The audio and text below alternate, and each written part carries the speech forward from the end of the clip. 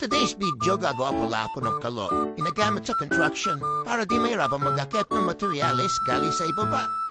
Para third floor pala yung mag-aakipan namin ng materyales. Mas madali kasi kapag ginamitan ng kalo. Pag mano-mano kasi, nang akip, baka pagbaba mo ayaw mo na umakip ulit. Kawawa talaga. Bukas pala, pag-umpisa na kami, inasamantala kasi namin na taginip pa.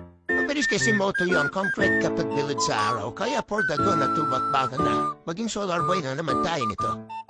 May experience naman tayo sa paggagawa ng bahay dahil dati. Yan naman ang trabaho natin. Hindi na-improve lang tayo dahil sa mga gusto natin matutunan at aralin. Yun ito. Magagawa tayo ng bahay dahil wala naman tayo ibang pagkukuwang libre. Walang ganun. Wala na libre sa panahon ngayon.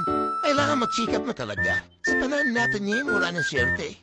Sarili mo na lang din gagawa na posible na mangyari sa buhay mo. Kaya hayaan mo na lang sila. Yung mga nagkurang tiwala sa iyo, gawin mo lang ang gawin yung mga gusto mo para maging mafera. Kaya hanggang dito na lang muna sa susunod na video. Salamat! Thanks for watching.